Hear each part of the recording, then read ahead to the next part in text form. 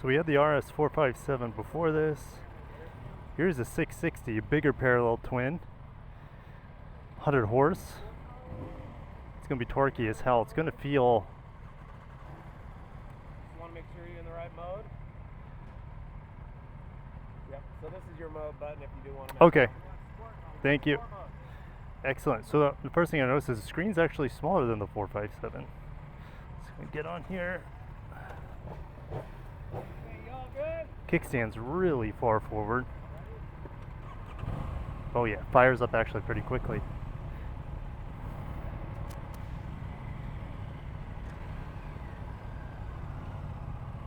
The clutch engagement honestly feels almost identical to the 457. It's right at the end. Right at the end of, and the bike sits a lot higher. So it's not as nearly as beginner friendly. Yes, I can flat foot it. I have long legs. Suspension there, handling that water canal was really, really impressive, very smooth.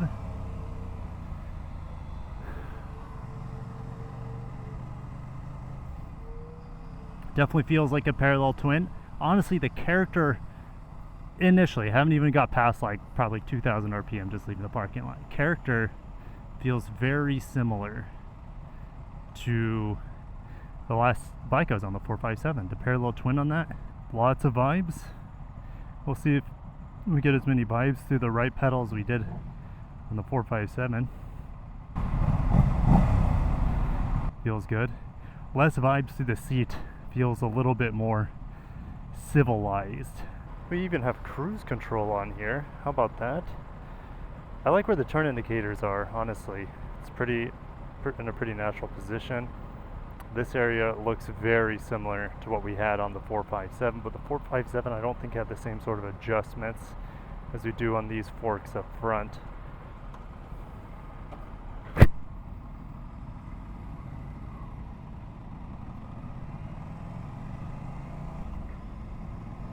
The transmission here is smoother. Just clicking it into second there. Very, very smooth. Let's go ahead and turn off the... And it's not nearly as peppy. Like the same twist of the throttle on the 457 results in more stuff happening. So the peppiness, like that's probably a good thing, right? Because you don't want this bike, you don't want to accidentally grab a whole bunch of throttle. The brakes are pretty good. You don't want to accidentally grab a whole lot of throttle and then be in trouble before you know it. The 457 though just feels a little bit more playful. Part of it is that it's so light, but also I feel like the throttle response is just much more peppy. Engine braking sounds and feels real good here. But what do you expect for a parallel twin? That's kind of one of its specialties. It feels like first gear is also really, really tall compared to the 457 I was just on. So more of a true sport bike with tall gearing. Oh, let's watch out for this big van. They're definitely not going to see us. Real easy to start this thing out. You know, the clutch has a lot of meat to it. It's not like an on or off clutch. You can really work through that clutch in first gear. Like it has some, what's the best way to put it? Let's get into neutral. Neutral is hard to find here. I had no problem finding neutral on the last bike, but we're moving. I believe this has a slipper clutch, a starter clutch, or with starter assist, and then it also has a quick shifter, which I haven't. Gosh, finding neutral, there it is. Finding neutral is much harder here on the RS 660. But yeah, I'll go ahead and put the specs on the screen. I want to say it's around 600 and obviously 660 cc's. It's not exactly actually 660 cc's. It's a little bit different. Gosh, oh my god, I love to hear this bike with exhaust on it. Oh man, shifting gears here is butter. Even smoother than what we had over there on the RS 457. Okay, let's talk about rider triangle. Honestly, it's not that bad. Oh my gosh. Rev matching on a parallel twin, guys. It's just so easy. It's just as easy here as it is on the 457. But the 457, you know, it's geared lower, so you go through the gears more. You're not going to be downshifting nearly as much here since it's geared so tall. It's geared like a sport bike. But yeah, shifting gears manually here. I should probably try the quick shifter. Yeah, it does have a quick shifter down. And a quick shifter up. Down again. Yeah, that's a good quick shifter. But if you decide to shift manually, oh my gosh, it might even be more easy or more smooth than my ZX-4RR. Oh yeah, it's an impressive gearbox.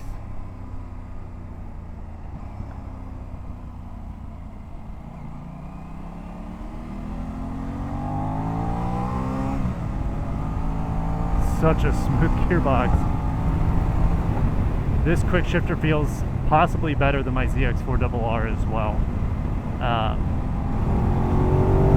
Full throttle. She boogies. Keep in mind the lead driver is in a 457. You know, I'm gonna play with the sport modes a bit. There's individual.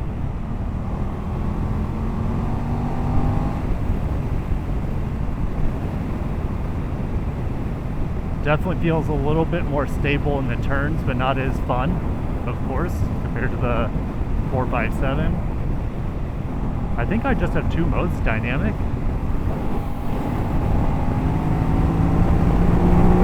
Yeah. She's got a lot more speed than the 457. But I'm telling you, the 457,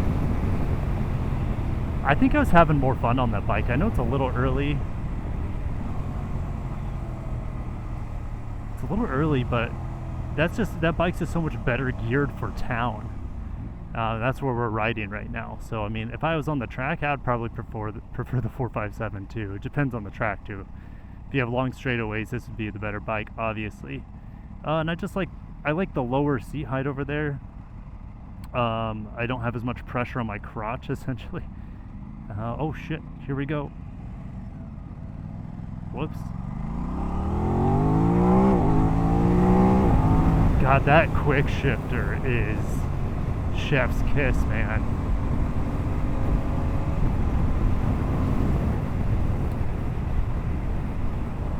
So, what is this, like the last parallel twin sport bike I rode that wasn't the 457 up there, of this class, was the GSX-8R. How would I compare this to the GSX-8R? Well, I'm leaned so much farther forward. It's more of a, I wouldn't call it a super sport, but definitely sport, where the GSX-8R feels almost like a sport tourer. You're very upright on that bike. This feels similar-ish to where the ZX-4RR's handles are, but they feel like they're pushed further forward. And the pegs are actually not that high. I feel like they're about the same as the 457, to be honest. And I don't know if they're quite as aggressive as my ZX-4RR. But in terms of like the GSX-8R, this is way more sporty of a position. And I feel like the torque on the GSX-8R, yeah, the torque on the GSX-8R felt a little bit more impressive. But again, I'm at low RPMs here. Let's go to second gear. Yeah, honestly, it felt like it pulled harder. The GSX-8R. Okay. Nice little Mustang. But this has a more linear power band. But again, the GSX-8R is really nerfed from the factory with the ECU settings here in America.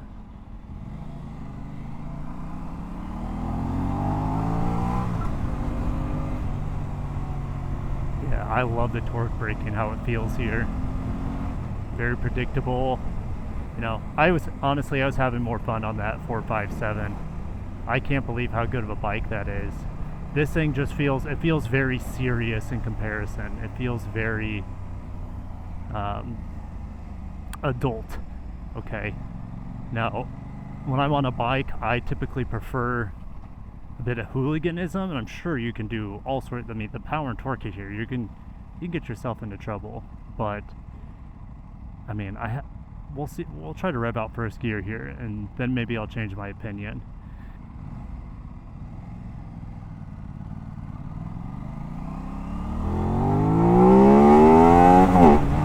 Okay, I'm just so used to higher revs, guys.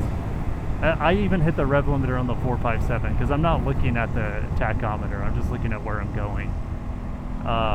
But yeah, I honestly don't feel like I would pick this bike over the 457. The 457 is lighter. I think it looks good. God, the torque is so good. The gearbox is better than the 457. I mentioned that. Okay, what else is better on this bike? Well, it feels, if you're going, shit.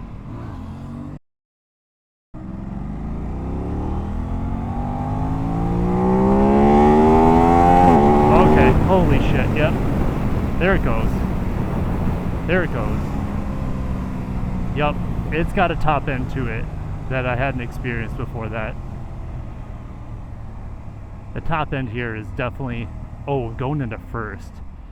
You know, my ZX-4RR is a quick shifter, does not like going into first. It's butter smooth here. This quick shifter and this transmission is really impressive. It's got a really nice top end to this bike. Is it as impressive as the MT-09? No. But it's more predictable. This feels pretty linear.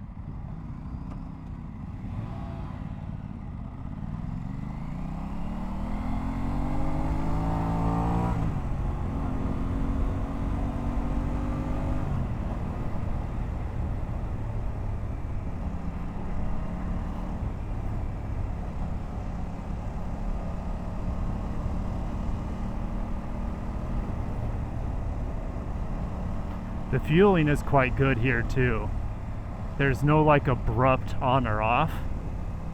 It's just really, really smooth with the fueling. Really, really predictable powertrain.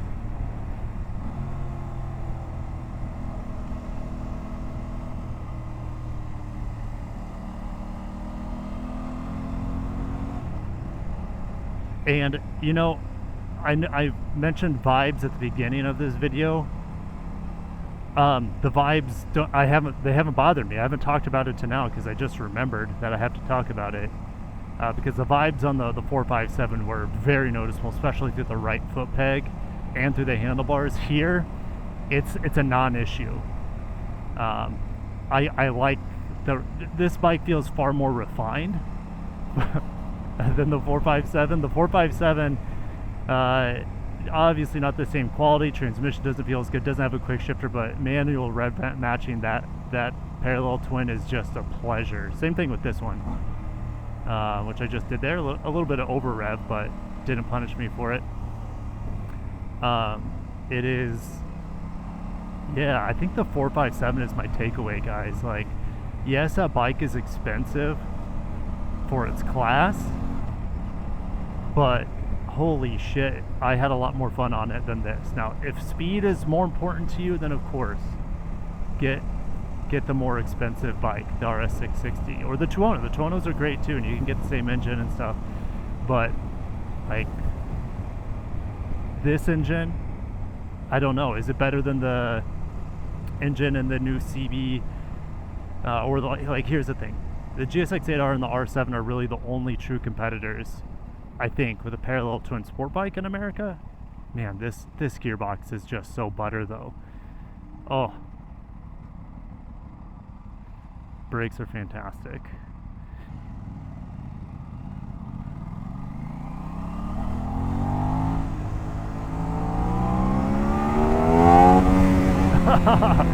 You just run out of first gear. Oh, then I shifted into second. Gosh. I do that on my ZX-4RR. With the quick shifter, if you don't hit it hard enough, you'll just pop it into neutral.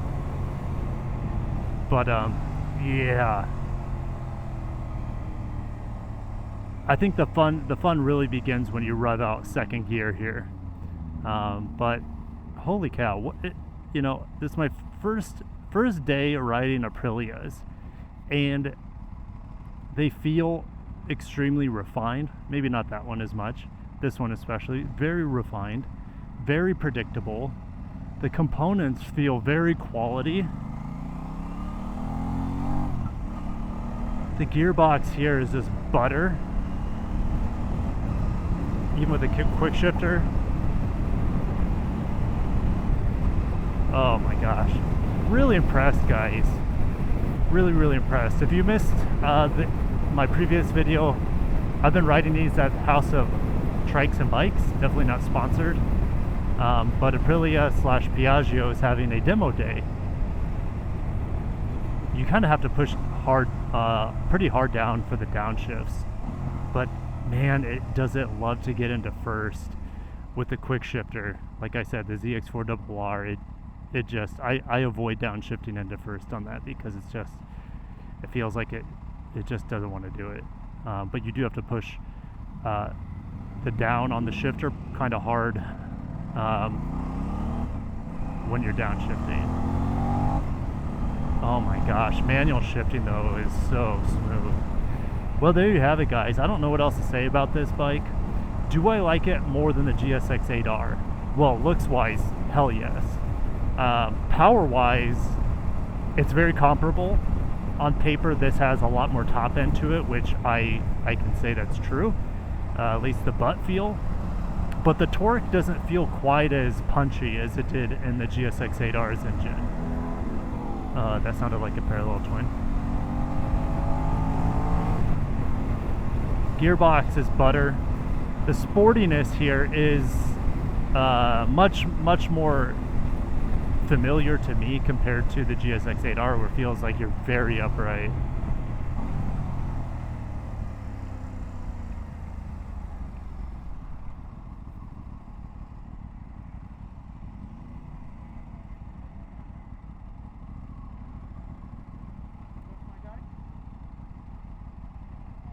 But very happy with this bike.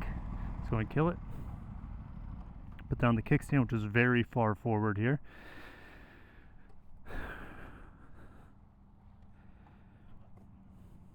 Yeah, that exhaust, you're gonna have to take off the whole pipe.